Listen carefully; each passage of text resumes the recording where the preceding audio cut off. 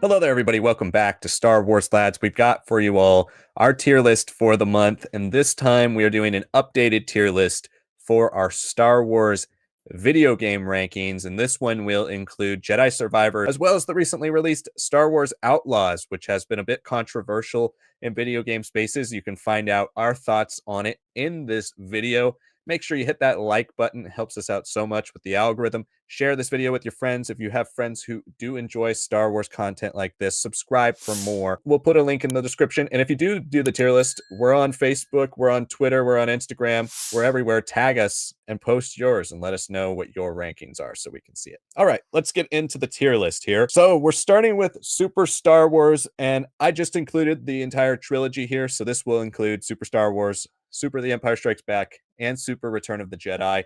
These are fun action platformers. Pretty good combat and pretty good physics from what I remember. They are pretty hard. These ones do kick my ass every time, but I have enjoyed playing them and putting myself back in the 90s when these came out on the Super Nintendo. I'd say this is a B series of games. Yeah, this is definitely a game that, I've only really gotten to see people like run through them on live streams on Twitch and the like. From what I've seen, it's like a fun way to experience the movies, but it really isn't a way that enriches it or gives it a different perspective. It's B tier though is probably pretty fair. Next up, we have TIE Fighter, and this was a classic in the 90s, and it still is. It has a lot of simulator qualities that still, have had an effect on stuff like Star Wars Squadrons. I think some of the lore behind it's pretty interesting, kind of like having that special envoy and like working through those secret ranks. I would give it an A tier. I would too. This is a classic Star Wars game, and while it missed our generation, it is undeniably great for what it is. And I think you hit the nail on the head with the story. It does have an underrated story, and I think easily the best story out of these original X-Wing and TIE Fighter games. It's a really good game, and the controls have aged well, and graphically it's a major upgrade over X-Wing as well. So I think this is a fantastic game. I would put it in A. And then we move on to the next game, which is kind of the successor to what TIE Fighter started, and that's X-Wing Rogue Squadron. Rogue Squadron is an excellent action arcade style flight simulation game. The controls aren't as tight as maybe something like TIE Fighter. They're not going to make you feel like you're actually flying a spaceship. It's tough because I have a lot of nostalgia for this one, so I don't want to overrank it, but I would say it's an A tier, and I would put it behind TIE Fighter. Yeah, I think putting it behind TIE Fighter is where I would also agree with. It does look a little bit dated in its mechanics for me, and the graphics, even for its time, are not the best. Yeah, it's still a great fun time. This is more of like the movie style dogfighting that you're looking for, and you just want to enjoy without really considering the difficulty and some of the necessary physics for it. So next up, we have Jedi Knight Dark Forces 2. Probably the most interestingly named Star Wars game because it is a bit of a franchise remake, rehaul of sorts. Even if I don't necessarily find much of the gameplay as appealing as before, still the Hidden Valley, the Sith, the concepts of that, Jarek, all of them are really cool. I would say probably like a bottom of A for me. I would put it in that same spot. This is in a lot of ways like TIE Fighter, where it's a classic. While this game is an interesting time capsule, live action cutscenes, very fun, very 90s. The gameplay does take a massive step up from Dark Forces in that you get lightsaber combat, force powers. There's a choice element to this game. So yeah, I would say A tier for sure for Jedi Knight. Next up is Empire at War, the definitive RTS Star Wars experience. This is an excellent game, great story, but on just purely gameplay level, this is an S tier for me. Easily the best RTS Star Wars has made. One of my favorites of all time. For all intents and purposes, kind of a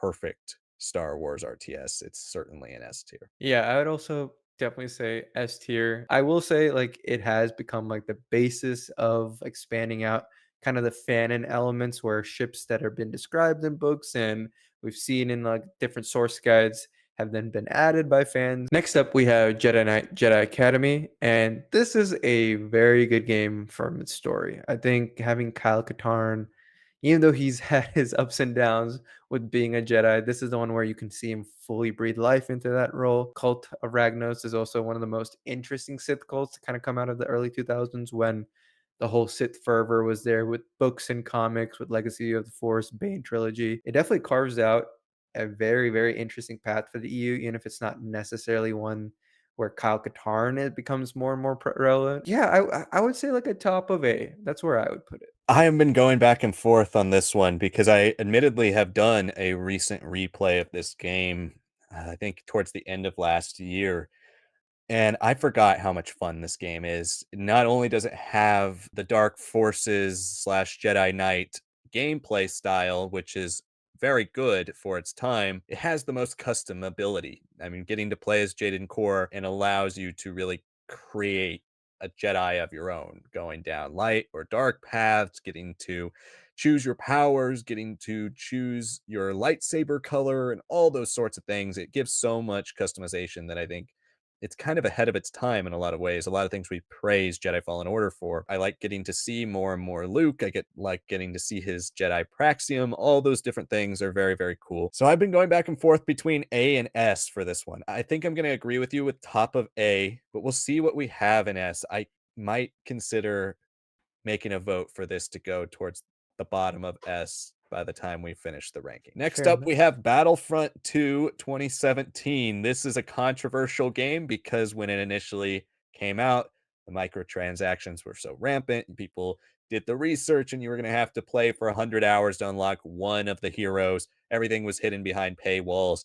This was a disaster when it came out. But EA really redeemed themselves because they kind of had to with this one. And it became one of my favorite Star Wars games in the modern era. I was playing this game well past when it ended its support, and it's so much fun. The variety of game modes, the way you play as the different heroes, how each one feels different with their abilities. I thought they did a really good job of making this game not feel like your traditional shooter. It felt truly Star Wars, and it felt like a true successor to Star Wars Battlefront. Battlefront 2015, rather, didn't necessarily feel like Star Wars Battlefront. It felt like a Star Wars shooter with the name Battlefront. This felt like Battlefront to me. I would put it at the bottom of A. Yeah, it is difficult to talk about this because of its legacy. Right when everything was clicking, right when all the prequel elements had really been meshed well into the game, they just kind of stopped when we had great opportunities to go into this really early New Republic era. And I do find the game story okay outside of the Luke Skywalker stuff. It is tough because there's that nice peak for it, but it is that beginning and ending that is pretty frustrating. So I'll give you bottom of A, but I wouldn't be surprised if I might push for getting to a top of B. Next up, we have Lego Star Wars: The Skywalker Saga.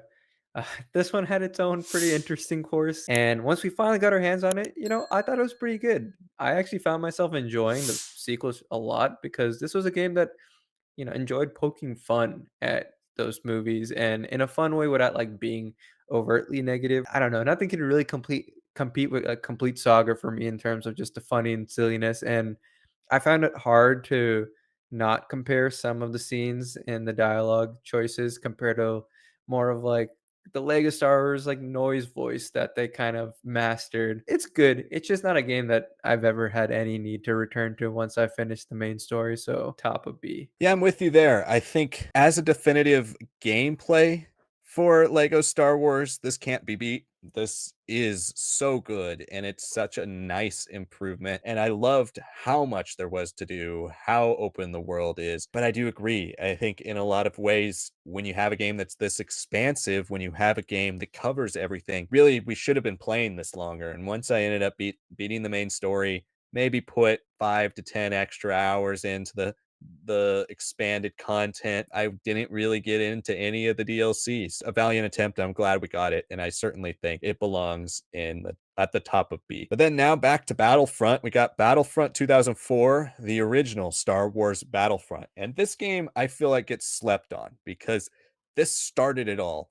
And I think the reason it gets slept on is because Battlefront 2 came out a year later and was so much better. And it really felt like this was kind of the beta, and then Battlefront 2 was the definitive edition. Played so many hours of this, and it has so many great maps that were never in Battlefront 2. One of the best things that it has about its gameplay that Battlefront 2 does not have is the ability to fly ships on the level, which I think is an underrated part of this game. With the nostalgia levels, I would say this is a bottom of A. Very underrated game. Admittedly, I never really played it until I started playing like modded maps that were like pulled into Battlefront 2 for online gameplay. Bottom of A, I think that's fair too. Next up, we have Star Wars Racer. And this one, I didn't get too much time on, but I loved it because it was always at the McDonald's back when you got to play on the consoles over there. And it's a pretty good game. I know I won't say it's anything special. The maps are solid. So I would say, somewhere top of B, mid B. I would say it's in B. I would put it ahead of Super Star Wars, behind Skywalker Saga. The original is hard to beat because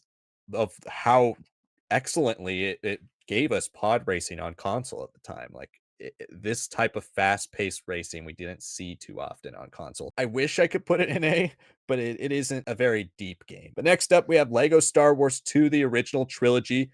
This one to me was always kind of a weird one because while it's so much better than Lego Star Wars in every way, but it adds custom characters. The maps are so much better and a little bit more exploration, even though it's not open world, but you can explore the maps a little bit deeper. There's more things to go back and collect. It had a bigger hub world, which was nice. For me, this has got to be a B tier. I can't rank it above Skywalker Saga. It's just not close to Skywalker Saga in terms of gameplay and in terms of how much there is to do. Even though I didn't play this game nearly as much, I definitely can look back at it and be like, that was it, right? That was good. Like it was so good that I didn't really feel compelled to play and buy Complete Saga for a lot of years. Yeah, I would say, mid B as well. That's just pretty solid. Next up, we have Star Wars Bounty Hunter. This is still the game most famous for being able to play as Django. And this is definitely a game that has gotten a little bit more attention again with its remaster. Slightly better controls, which this is a bit infamous for. But I don't know if I like love this game. I think it's really the cutscenes that are great about this. Yeah, I would say maybe like a lower B for me. Yeah, I would say B for me as well. And I think you hit the nail on the head there with the fact that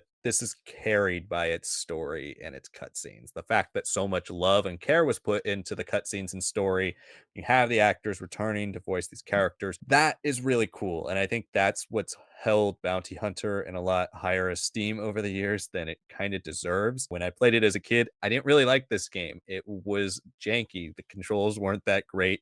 And I completely agree about the environments. They're all very bland. I would put it in B as well. Next up, we have Rogue Squadron 3, Rebel Strike. This was one of the first video games I ever owned. Rebel Strike is one of those that holds a deep place in my heart. And I think in a lot of ways, this does improve the ship combat that you have from Rogue Leader and then also Rogue Squadron. Unfortunately, the thing that didn't age well, and once I started playing more games, I realized kind of sucked was the ground stuff. And unfortunately, that would probably make me have to drop what would be an A tier game in my heart to B tier. It is that bit of a gameplay that it is subtraction by addition, which is a bit unfortunate, but there is some nice things about it. I think if you play this game now, you'd appreciate more of the Easter egg stuff, like the multiplayer co-op basically lets you play Rogue Squadron 2, which is considered the high water benchmark of this game, and then you can also unlock the old arcade versions of episode 4, 5, and 6 after certain missions. This falls into B,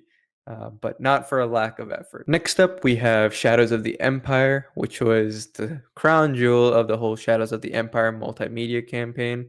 I'm a bit more partial to the book, which I find still very flawed. I feel like I appreciate the game now more for its like very stylized art of Dash Rendar and everything. I would say this is like a bottom B. As a kid, I couldn't stand the gameplay here. I think the ship combat is actually not too bad. The flight simulator elements are pretty good. They're dramatically improved by the time you get to Rogue Squadron, but this was a good start. And it was the first time anybody had seen, 3D graphics doing the Battle of Hoth, which was very, very cool. I would also agree. I'd put it in B tier.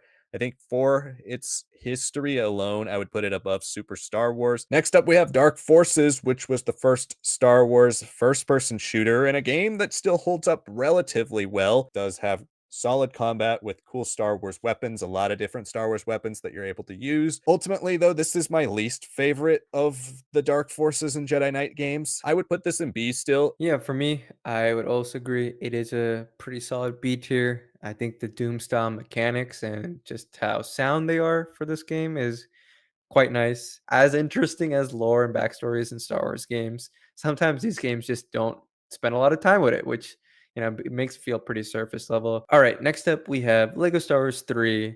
This is a tough one because I really didn't love it when I first played. I think I was also aging out of kind of this Lego style of games at this point, but it's also like the first real Lego game outside of like Batman and a lot of the DC ones that really pushed and made big hubs and multiple stories, and it really challenged us with the first two seasons and really maximizing what was there in the Clone Wars. This game though came out too early for us to really appreciate a lot of the new mechanics added in. I guess I would put it just ahead of Lego Star Wars 2 in B tier. I would pretty much agree with that placement. I don't have that much nostalgia for this game. Like you were saying, I was kind of aging out of Lego Star Wars at the time. And while I was fully consuming every episode of the Clone Wars every week when it came out, this was just kind of an under the radar game. It just didn't come out and have that big push. And I was playing all the Clone Wars games at the time, but when I got this, it just wasn't something I actively consumed. Having gone back and played it as an adult, I do think it's a dramatic improvement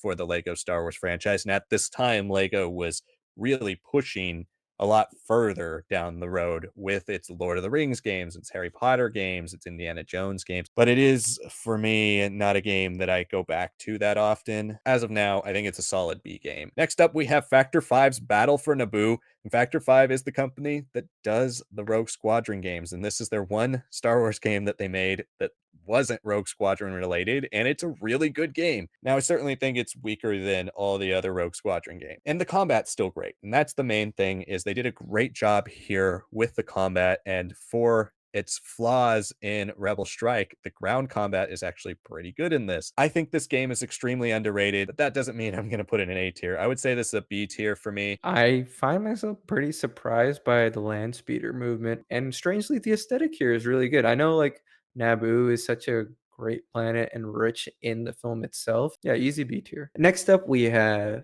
the first arcade game, Star Wars, the Atari Star Wars games, and it's nothing special, right? Today, anybody playing this game would really, really struggle with the graphics. That's without a doubt. And I'm sure people were only playing this when the game came out because that was everyone was excited and they're like, let's relive it in our own way. But I don't think the gameplay even then was anything really to talk about. I would put it at very bottom of B, but I think I'd be open to a C as well. See, I disagree with the placement and the a lot of the comments about this game personally, because I played this game a lot. I think it's really impressive for the 70s. The vector graphics that they had here.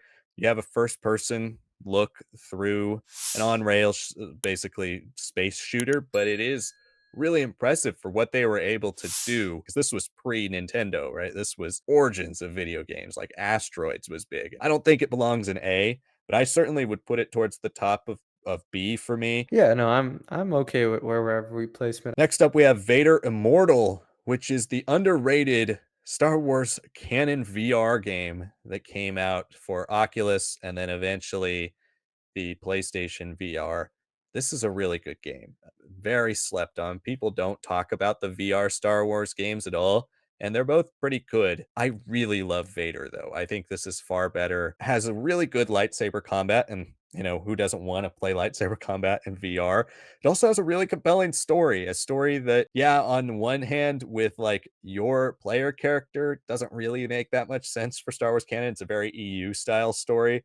The Vader stuff in it is really interesting, about him trying to resurrect Padme. I wouldn't put it in A, but I would put it at the very top of B for me. Yeah, I'll agree with that placement too. I think top of B. I can't necessarily say I love like the ancient lightsaber design that you kind of hold, but I do really like this, and I think Vader is really well realized here. Next up, we have the video game tie-in to Revenge of the Sith. Obviously, Star Wars Episode 3, Revenge of the Sith, the video game, and man, this is probably my favorite, the most underrated Star Wars game I've ever played. But the combat is pretty solid. Like, it's nothing special, right? But I think the fact that you can chain these attacks pretty well, just seeing more of like Operation Nightfall and everything, it is the funnest version of Episode 3 for me outside of the movie. You get to have a little bit of that Death Star fight too with Obi-Wan and Vader, which is a little nice touch. I would say it's like a mid-A for me. For me, I would put it at the top of B. This is a game that I have a lot of nostalgia for too. I played this game so many times as a kid, especially that Jedi temple attack scene Oh, yeah. with Anakin Skywalker. That was so good. And I just I loved being able to fight other, lightsaber users without it being a boss fight. I just always thought that was really cool. There's a lot of great stuff to love. I do love the expanded out levels. I think as a game, it's relatively shallow with just the fact that it doesn't have too much exploration in level. There's not too many like things to find in the level. It's very much so just move straight and fight people and get to the end. But ultimately, I think this is a good game. I personally wouldn't put it ahead of Rebel Strike, but I could give you bottom of A because I would put it probably right behind Vader Immortal on my tier list. Next up, we have KOTOR 2, The Sith Lords, Knights of the Old Republic 2. This is an awesome game as well. This is an excellent story. And I think that's what carries this game because bugs and all, this is one of my favorite Star Wars stories ever. As much as Knights of the Old Republic really makes its stamp with Malik and Revan and Bastila and all those characters and kind of creating this world, or at least the version of the Old Republic that most people know. KOTOR 2 goes completely different with its story. It has a completely different style story, all new sets of characters from what we have here now. This would be my top of S. Yeah, I would also say top of S, and only if you do have the restored content mod. Otherwise, it would be all over the place. The concept of the Sith Triumvirate is pretty awesome. I think the Exile is probably a way more compelling character on paper than just Revan. Revan is just kind of like your fanboy with the twist of like having a shadowy past stripped from him, right? But Exile is the one who actually deals with the consequences, has the order send her away, and then stripped of her powers to some degree before she like is brought back into this fight. It still is the top of best right now. Next up, we have Star Wars Squadrons, and I think this is a game that people are finding more recently, but it's great, man. It is that TIE Fighter X-Wing brought to the modern day. The controls are incredible for it. The campaign, I think, is genuinely underrated because there is a lot of hints for stuff and connectivity with things that are worked on and fleshed out more in Alphabet Squadron. It just sucks that this is not a game that has a lot of support after those like first 2 3 months. Maybe bottom of A just because of how good the gameplay is, but I could definitely see top of B just because of how short it is. Yeah, I was gonna go top of B. This game hasn't had the life for me that a lot of other modern Star Wars games have had, like a Battlefront II 2017. But I agree that this game is so underrated. And I think people are starting to discover it because it's like $5 or $10 now to get this game. Yeah. It's so cheap. And you should certainly pick it up if you're interested in flight simulation. One thing that's a big notch up for this game that actually makes me take it like towards the top of my B is the fact that you can play it in VR if you have the PS4. You can play PlayStation VR on this, which is so cool, but it is a very short campaign. It was a very short lived multiplayer scene. It is kind of a dead game for all intents and purposes. If you were to pick it up now, it would mostly be to just check out the story mode. Personally, I would put it behind Vader Immortal on my list. I'm fine actually putting it behind Rebel Strike. Next up, we have Lego Star Wars, the video game. This is the one that started it all. A really fun game, if not a very simple game. As we were alluding to earlier, talking about Lego Star Wars 2, Lego Star Wars 3, and Skywalker Saga. This one is certainly the most dated. It's the most bland in its visuals. It's the most simple in its level design and game design. It's the smallest in its character unlocks and things you can customize. But for people like us who grew up with the prequels and grew up with this game, this was like everything. I would put it behind all the other Lego Star Wars games we've ranked, though. Yeah, I think that's where I'd put it. I'd put it right behind Bounty Hunter. Even if you didn't love the prequels when they're coming out, this was just a fun way of experiencing it regardless, right? Like, and I love the aesthetic of Dexter's Diner and everything else. Next up, we have Star Wars Starfighter. Not a game that's really worth talking too much about. It is a lot of stuff pre Phantom Menace, a lot of the space side of it. I would say bottom of B, top of C, somewhere around there. I'd put this one at bottom of B still. This is a pretty bland story, and I think maybe out of all the X-Wing, TIE Fighter, and eventually Starfighter, now and then Jedi Starfighter, all those games, it might be the weakest story out of all of them. The combat is pretty good, but I would still put it in B tier, but I think I would put it at the very bottom of what we have here now. And then next up we have X-Wing. Speaking of these flight simulation games, this is the grandfather of all of them. This one started it. Since it did, it is very dated. Even graphically, it looks so much worse than TIE Fighter. I always love to give credence to things that started something. I would put it at the bottom of B still. Criticism that I have of this game that I think TIE Fighter mostly avoids, even if it is still kind of there, is that it's pretty difficult. Like the AI for this game and with the graphics that there are there,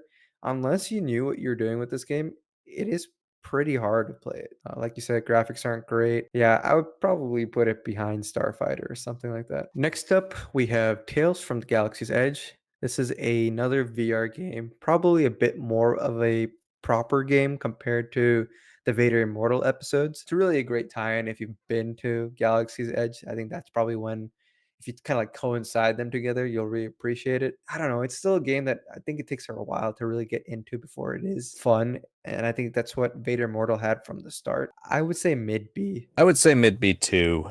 This is a game that I also kind of appreciate more than I've enjoyed playing. Very immersive, but it still just has those VR limitations. And what I mean by that is just I have a hard time binging this game. I get headaches, every 30, 40 minutes. I have a hard time playing this and walking around with the joysticks. It starts to feel a little bit disorienting. But the combat's really good. The environments are immersive and it does look really nice. It is a big step up from Vader in those aspects. So I'd put this in B tier. Next up, we have Knights of the Old Republic, which is, I don't think we really need to talk about it much. The greatest Star Wars game of all time. It perfectly captures a Star Wars story.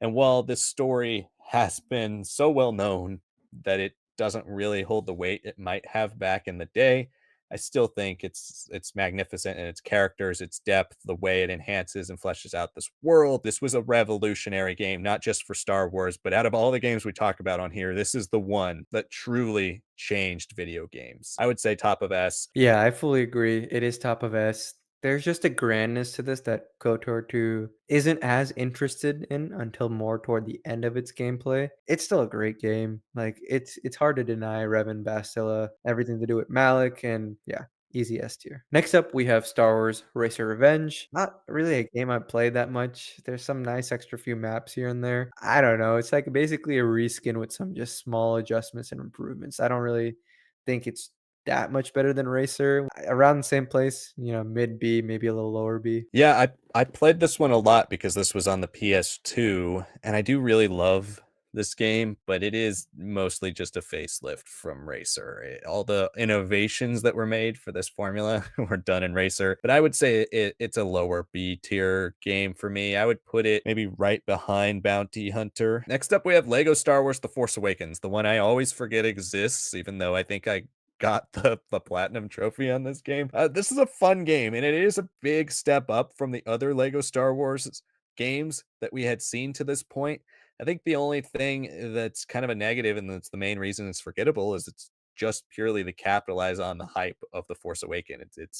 It's an overly big version of The Force Awakens. And I still think I would put it ahead of Lego Star Wars, the video game, because I think it's a lot better game. Yeah, this is a strange game because nobody thinks about it. This game has to always be remembered for having Harrison Ford come back to voice Han and say Wookiee cookies, maybe just ahead of Racer's Revenge. Next up, we have Star Wars Rogue Squadron 2. Yeah, this is probably the best Rogue Squadron game there is.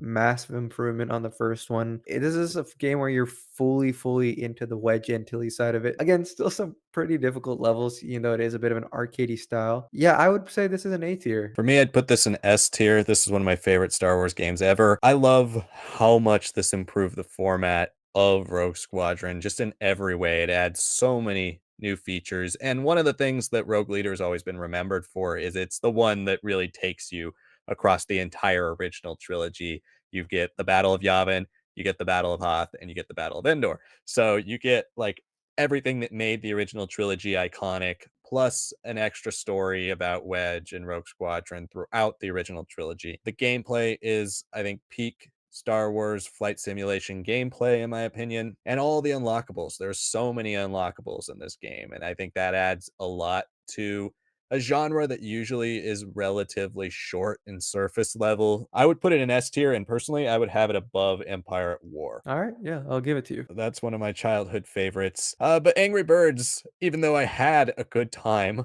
playing this as a kid. Not necessarily something I'm super nostalgic for, wasn't really part of that early iPad generation, but I did play a lot of Angry Birds Star Wars, and this original trilogy version of it, I think, is the better version, but I did enjoy it quite a bit. I'd put it in B tier. I don't have any strong feelings for this. I would say bottom of B for me. Next up, we have Star Wars Jedi Knight 2, Jedi Outcast. It's still really good. This is probably where the gameplay peaks in some ways. I think Jedi Academy, while it's fun to play as Jaden Core and all that, you don't really get to see Kyle Katarn fully unleashed here. Desan and his group, pretty fun. I would say this is a bottom of S, top of A. That's kind of where I'd put it. This series wasn't necessarily something I consumed as much as a kid. This one, though, is the definitive game in this series. As great as Jedi Academy is for its customization, and I think it does improve the gameplay in a lot of ways, this is the end of the Kyle Katarn story. Unfortunately, we never got that Jedi Knight 3 game, so it's the last time you get to play as him, and it is a satisfying, massive upgrade over what was originally Jedi Knight Dark Forces 2. So I would put it at the top of A for me personally. Yeah, I think top of A is fine. Next up, we have Star Wars Trilogy Arcade. This was, yeah, probably that or Star Wars arcade game you saw everywhere in every arcade, and I loved playing this. I put a lot of money into playing this. I'd still say B's here. I know we haven't really gone anywhere below B. We will at some point. Very fun. I'd always see it in movie theaters. I wish this was still around. Like a mid to low B, I would say. Next up, we have Star Wars: The Force Unleashed. This is the tough game for me because gameplay wise, it's incredibly fun because there is a lot of force powers. And I did like that some of the story did tie into like Rebellion's foundation and all that. This game, and because it was like kind of around that era where LucasArts was starting to die off, and this is like one of its last big hurrahs. They were just taking huge swings that I don't think even really fit with the EU of its time. I really appreciated the game more in those initial episodes where you were still kind of hunting down these Order 66 survivors like Shock T and some of the more original ones. Upper B, maybe somewhere around Racer. For me, this is a game that I have a lot of nostalgia for. I played this game multiple times in every version of it. I played it on Wii, I played it on PS3, I played the Ultimate Sith Edition. It's always just been the ultimate video game power fantasy for Star Wars. I don't take it too seriously, but it is a mess for the lore. But I love the gameplay. I there we don't really have too many true hack and slash style Star Wars games, and I think it works pretty well. So for me, I would say this would be an A tier game for me. We can split the middle and maybe do top of B or bottom of A. I'll still say top of B. I still love episode 3 is a little too much, but if you really feel compelled by bottom of A, I'll give it to you. I think personally for me, I would have it actually probably above TIE Fighter. I would have it pretty high up. I'll put it behind Revenge of the Sith. I'm okay with that, but I think I'd like it in A still. All right, I'll give it to you. Then we get a less perfect story with The Force Unleashed 2, a very forced sequel, no pun intended. This game does do a lot for gameplay. Like it enhances the look, the graphics are excellent. It enhances all the different force powers. It makes you feel even stronger. There are a lot of cool elements to The Force Unleashed 2, but the two biggest flaws to it have always been the fact that the story just doesn't really fit, doesn't really work, and that it's extremely short. And that was always the biggest bummer of them all. For me, because the gameplay is still good enough, I'd put it in C. Yeah, this is not a very good game story-wise. Gameplay, it's fine. Conceptually, it is all kind of there. It's super cheesy, but I do like the idea of like Vader just cloning this guy over and over again. Yeah, this is a C for me, unfortunately, because I think I would have actually preferred this game a little bit more than the first if it was actually fleshed out. Next up, we have Star Wars Republic Commando. My problem with it is that the gameplay is so finicky. Like the team tactics for it is nice conceptually, but it's kind of hard to direct them and be useful at times. It's not a very accurate shooter, which I found a little frustrating with its camera angles and everything about the Republic Commandos, what you're supposed to feel like. I don't really feel super accomplished, and also just some very strange lighting. I do like the missions. I do like the lore behind it, the depth of it. I think it gets a little overhyped these days. I think it's perfectly fine, but it's probably like a lower B for me. See, this would be a top of A for me still. I love this game. This was kind of the ultimate shooter when it came out. You got a nice really hardcore first person shooter. Like this game has blood on the description of its rating. Like it took it to the next level when it came out. And it does play it into that. I love the story. I love how it connects with the books. I'm also a big fan of just a lot of the aesthetics around it. The wrist knife, the HUD, a lot of that stuff, and the team tactics, I do think work pretty well. I do like the way you can have people do so many different things. It's not just like sit and shoot. You can have them lay cover fire. You can have them be distractions. You can have them do download intel. You can send them to go heal. There's a lot of really cool elements to this game that I've always really, really enjoyed. But if you have it at the bottom of B, then we have to split the middle, and that probably means that it has to be top of B. Next up is Lego Star Wars The Complete Saga. The Complete Saga is still my favorite Lego Star Wars game. This is the ultimate version of the original formula for Lego Star Wars. Much bigger open world, a lot more to collect, a lot of extra side levels that I think a lot of people didn't really play because you have to do a lot of grinding to unlock them. And there are a lot of characters that you have to grind and get more and more credits to unlock. But this has a huge roster and a much bigger roster than the other two did. This would be the one that I would put in A out of all of these games. We've been kind of saving that spot. I think one Lego Star Wars game has to go up there. I really do like this game. Think it definitely improves on a lot of the prequel elements of it for sure. I do like some of the bonus missions and bonus minikit missions, like the extra locked away doors in Moisasi Container and the bounty hunter missions and cameras for that. That was all pretty cool. Yeah, I'll give it to you. It is a top of A for me just because it is what I think about the most when I think about these Lego games. Next up, we have Star Wars: The Old Republic. This is a pretty incredible MMO. It's not really sandboxy in the same way that Star Wars Galaxies was, but this was always designed as like a BioWare's answer to missing out on KOTOR 3, right? Even though it jumped 300 years in the future, it's like let's talk about a galaxy that is in a true civil war between a Sith empire that has emerged. This was really good. It definitely had a year or two where it wasn't great, but once you got strongholds and a lot more of the storylines to kick in, it started becoming really, really wonderful. And it is still the only continuous EU thing we're getting still. It started losing me by the end with its story. I would say like a bottom of A. I would say A as well. I would put it more towards the middle top of A. I think for what this did for Star Wars MMOs, right? We have so many Star Wars MMOs before this, but nothing is at the level of the Old Republic. And the gameplay is pretty solid as well. So I would put it middle of A. Next up, we have Angry Birds Star Wars 2. This is the one that does the prequel films. And at this point, the Angry Birds formula was starting to wear a bit thin. I still think this is fun. I would put this in C as well. It had really worn down the original Angry Birds formula. I would honestly put it bottom of C. Next up, we have Star Wars Battlefront Elite Squadron. Strange game. Very, very EU in the sense that, yes, it had cloning, it dealt with clones, but it dealt with non-Jango Fett clones that were force sensitive called X1 and X2. If you're playing it for the story, you're going to get a really strange one. I'd say like a bottom of B, maybe top of C. I'd put it in C tier. It doesn't have very good gameplay, but I remember enjoying it for what it was because I was very disappointed in the one we'll talk about here soon. I did like how weird the story was. That was something I did appreciate about this. And it does add ship combat for the first time on PSP for a Battlefront game. Just better than Renegade Squadron. So I'd put it in C. Next up, we have Battlefront II 2005, one of my favorite video games of all time. This is the best co-op multiplayer game. I love this game. I still play this all the time. Everything about it is perfection to me.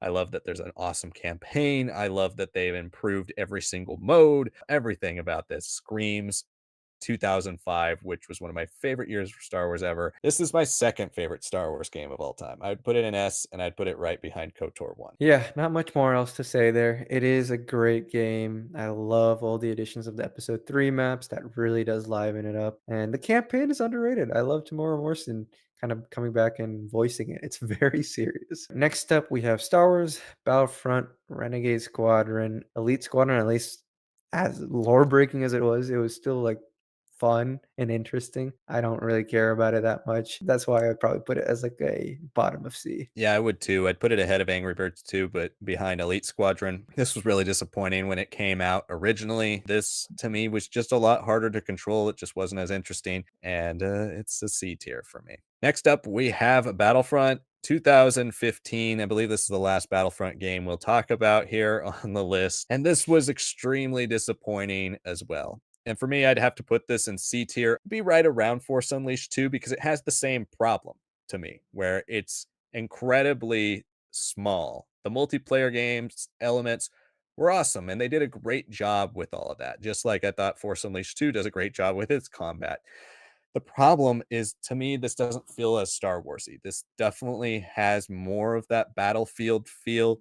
It doesn't quite capture the Star Wars isms that Battlefront 2 2017 brings into this revamped version. I wouldn't say it's terrible, but I still feel disappointed by it. I still never go back to this. Kind of a bland character selection as well. The fact that it only focused on original trilogy so much that we were getting to play as Greedo and Bosk instead of Obi-Wan or Anakin. I would put it in C tier. Yeah, I mean, I do have some nostalgia for this game, right? This is kind of when I was getting back fully into Star Wars video games. In some ways, I think visually it is a little bit better in some ways than Battlefront 2. I really, really, really like the VR mission that comes with this, and I am a huge fan of the Battle Jakku here. Yeah, it is this limited game.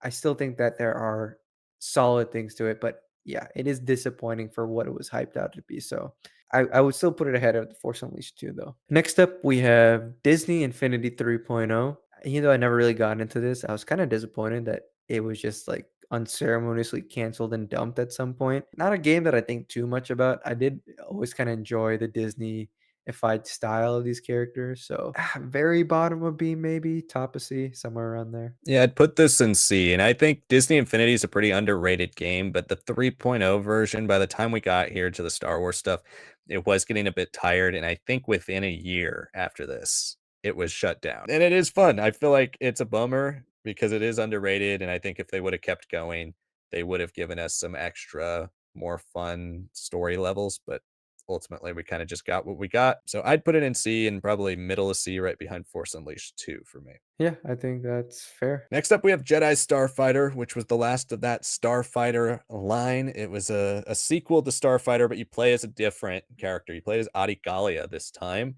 and it was had a pretty cool story in between the Phantom Menace and Attack of the Clones. Really, a prequel to the story in Attack of the Clones. A lot of stuff about Dooku and the like, but ultimately a relatively forgettable flight simulation game. If I do remember anything about it, it is more so for the story. This is an okay game. I wouldn't say it's great. I'd put it in C tier. Yeah, I think that's the exact same place I would put them at. I think this campaign is a lot more interesting than the original one. Still fun enough, but yeah, it's just ahead of Infinity for me. Next up, we have Star Wars Kinect, which, God, this was such a meme, so lambasted. I would argue that this could be a D. I would say F. This is the worst Star Wars game ever. But one of the things about Connect Star Wars is that it borders on so bad it's good. Something you have to experience. And it is hilarious. Like a star, you can't stop my shine. I'm loving clouds, hitting my head in the sky. I'm solo, I'm Han Solo, I'm Han Solo, I'm Han Solo, solo. And that's the biggest problem is it's not just a bunch of dumb mini games. It doesn't work. Like it Yeah. doesn't read your movements very well, and it doesn't feel how it should feel to wield the lightsaber or use the force, the things that should be obvious. I have no arguments for putting it an F. Next up is Lethal Alliance, which is a really forgotten Star Wars game. It's ultimately a pretty bland game. The combat kind of sucks. The way it feels, the way it moves. PSP always had a hard time because it only had the one joystick, but it would still be a C tier for me. But it's pretty interesting because Kyle Katarn and Black Sun play decent roles in here. There's a planet called Despair. It's so cheesy and so bad, but it's also like connective tissue leading into the original Dark Forces. I guess I would put it just behind Elite Squadron, but definitely ahead of Renegade. Next up is Star Wars Obi-Wan, and this is just a game that's about like what his POV was during the Phantom Menace, which to be fair, it is very underused even in the film. It's rough. It's got really poor mechanics. I put this as like a bottom of C tier, maybe even D tier. This would be another F for me. Where Kinect Star Wars is so bad it's good, this is just awful. There's nothing really to enjoy about Star Wars Obi-Wan. And I love Obi-Wan. Obi-Wan's my favorite Star Wars character, but this is a disaster of a game. I really don't like this game. This would be an F tier for me. I don't disagree with you. I guess my reasoning is that the Kinect game doesn't actually work. I have more fun with Kinect, but if you feel strongly about it being in C, I'll put it in D. I'd say D. Yeah, I think D is fine. Next up is Star Wars Trilogy Apprentice of the Force, one of those forgettable Game Boy Advance games. It's an okay action platformer. It doesn't really capture the spirit of Super Star Wars. It's a game that I don't think really holds up well at all. I'd put it in D, definitely ahead of Obi-Wan, but it would be in D. I hate this game. I really do hate this game. Like you're saying, there's no depth perception. It is god awful. I honestly say F, but I'm okay with D tier. I would only put it F if we put Obi-Wan there, because it is not worse than Obi-Wan. Fair. Okay, fine. All three of them in F. Why not? Next up, we have Super Bombad Racing, and this kind of came out in a period where like these like bobblehead style racing games started being a little popular. That's literally the whole appeal of the game, that you can see the character heads. I would say like D. Yeah, I would say D for Super Bombad Racing. It's a Mario Kart ripoff. Like, if you wanted to race as Boss Noss, and that's been your life dream, then check out Yeah. Super Bombad Racing. So next up, we have Star Wars Battle Pod, which was very cool when it came out. It's an on-rail shooter, which is in the vein of Star Wars Atari, but when that came out, it was more because of the technical limitations. I don't think this needed to be an on-rail shooter, but it does add a lot to the incredible visuals that you have when you play this. And if you actually play it in a battle pod, it is very, very neat. And I think the fact that most arcades now have gotten rid of the actual battle pod and just made it one of those stand-up shooters loses almost the entirety of what makes this game special. For me, this would be a C tier. Such a cool concept. I loved sitting in it every time I got a chance to. It felt immersive in a way that we didn't really get until Squadrons. It's like somewhere in the C tier for me as a game, but B tier as an experience. Next up, we have Star Wars The Clone Wars. The most interesting thing is obviously the Anakin storyline with the mass shadow generator, but I hated that first mission on Geonosis. It just took so long. Somewhere in C tier for me. So this is a game I do have a bit of nostalgia for, because we never got an Attack of the Clones video game outside of the GBA version. Thought it was cool to be able to play as Mace Windu, but it's a pretty short game. It doesn't have that much depth to it. I'd say it's a C tier. Okay, let's knock out these Clone Wars games all at the same time, and we're going to start here with Jedi Alliance. This was an okay game. I thought out of all three of these 2008 Clone Wars games, this is the one with the most interesting stories. It introduced the Night Sisters, basically reintroduced the Night Sisters to Star Wars lore at the time, which is kind of a cool tidbit, and ultimately foreshadowed them showing up eventually in season 3. The gameplay was kind of rough with this one. You have to use the stylus to control 2 different characters. I would say this is more of a top of C for me, middle top of C. Then next you have Republic Heroes, which was a very bland game, but I thought the gameplay was a lot better, and I played this a bit more. It had decent co-op gameplay. Still a C tier for me. And then if we look at the last one, Lightsaber Duels, which was maybe the one I was most excited for out of these 3, and easily the one that disappointed me the most. This was a Wii game where you were supposed to be able to, fight with lightsabers, and it was the first game of its kind that you were going to be able to fight with your Wii remote as a lightsaber. I'd put that one in D tier. Jedi Alliance is probably the most interesting, the one that really takes the most inventiveness. Republic Heroes, whatever. I could not care for that game. I didn't really find it much to do with that. Lightsaber Duels is just like, yeah, you're running through the episode duels, but like you get to use your Wii remote, and I don't know, I didn't care much for that either. So yeah, I would say that's like somewhere bottom to mid C, and then the other ones are just straight Ds. Next up, we have the first of the Jedi series, Jedi Fallen Order. This will always have a special place in my heart. Came at a good time for me when I really needed like a story about like working through your redemption and seeing a Jedi really deal with the effects of the trauma of Order 66. Cal Kestis is a bit bland. I won't deny that, especially in this first game. But I did love the second sister with Trilla. She's so great. I think Seer is pretty underrated in this game. The Zepho as a culture, I want to see more and more. Bottom of A game for me. I really do like it. Really like this game as well. The combat, the Souls-like combat, really the dodge and strike, I think works great for a Star Wars game, especially a game about Jedi. Initially, I was a bit disappointed by the story because I felt like with Rebels having come out near it and Legends, we had so many post Order 66 Survivor stories. I felt a little underwhelmed by the fact that we had another one. But that being said, what really hooked me were the characters. There are great characters in this game all around from villains to heroes, and I think it does a fantastic job with that. It's a top of A for me. I mean, I won't disagree with you at all. I was kind of like tempering it because of what I really like about Jedi Survivor, right? Next up, we have Jedi Survivor. And as I was alluding to earlier, I think Survivor is better as a video game in pretty much every way outside of the early bugs upon launch. I love where they took the characters, especially the leads here. I think Cal is far more interesting in this game. They do a great job with all the leads from Fallen Order.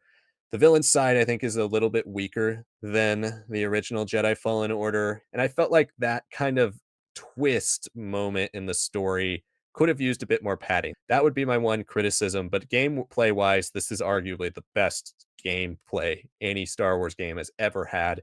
I think all the exploration elements, the addition of more explorable maps, and the combat being pretty much perfect here would make this an S tier game for me. I agree with that placement. Survivor had a really good shot of being top of this list, if not for its third act with its twist. Why not pad out an extra hour with Dagongera and then maybe an extra 2 hours? Because there's a whole level with Cal where he is extremely dark and frustrated, and he's just going fully into that. I felt like we spent so much time in that initial start building up to Dagongera that when we got this twist, it was like, okay, like that's fine, but then why do we spend so much on him? And then last but not least, if you've been watching all the way to the end of this video, it's for the latest Star Wars game, Star Wars Outlaws. And Outlaws has had a lot of discourse online. I've enjoyed it. I really have. I mean, I haven't had any major bugs, no real performance drops for me. But what I love is that this game is immersive. Every planet, its fauna, its creatures, they're all there. You can pet them, you can enjoy yourself, have food. You can hear on these little whispers about new missions and secrets around the place. You can play Sabak, you can bet on Fadia races and get all these little things. Like there's such a lived in experience with this game. I won't say the story is anything super special. It is very solo, a Star Wars story coded, right? Even the logo of the game as it starts up. I just wish that the combat was a little bit more rich and some of the stealth was a little bit more forward in its marketing instead of just like something you kind of stumble into from the first minute of the game. So for me, that lands somewhere in like upper B. Yeah, Outlaws, when I'm looking at this, because I'll spoil it, it's B for me as well. It's almost impossible to rank with the rest of these games, right? Because none of these other games in B are the same style, because this is our first true open world Star Wars game, and none of them besides Squadrons have come out in the last 5 years. For me, Outlaws is a solid experience and it's a good start. It feels like a beta for a lot of for a proving ground for a lot of other Star Wars things. And I think one of the disappointing things about Outlaws is it doesn't do anything exceptionally well. It does a lot of things, and a lot of them are done well and good, but none of them are exceptional. You don't go like, wow, it has the best combat like Jedi Survivor, or wow, it has the best story like KOTOR, right? It just kind of rides that line. And I have a lot of thoughts on it. You can check them out in our review. I've had some problems technically with this game. I've had some problems with some story beats and some story ideas. I have a lot of problems with the idea of the open world here and the fact that it has so little to really invest you into continuing to explore. And I think that's a massive problem. But also, it is easily the most immersive Star Wars game. Like when you go into cities and you see all the different alien creatures, yeah, it could have more variation, but still it's hard to find a Star Wars game like this that is as immersive in its cityscapes and its landscapes. I think I would go right down the middle. Like basically wherever we are in B, I'd put it right down the middle of there. And for me, that would probably be like right between Battle for Naboo and Bounty Hunter. Well, then that's our tier list. Thank you so much for watching this video. But before you leave, check out my tier list here. This is how I would rank every single game we just ranked on my own tier list if we weren't doing our shared rankings. And then here's Sonic's, and this is how he would rank every single game you see on this tier list in his own individual rankings. So check those out. Thank you so much for watching. Again, make sure you hit that like button. It really helps us out with the channel, and subscribe for more content just like this. We do tier lists every single month. Also, make sure you comment below your favorite Star Wars video games of all time. And if you do decide to use this tier list and make your own and you want to share it on social media, share it with us on one of our social media platforms. Thank you so much for watching this video, and we will see you all next time.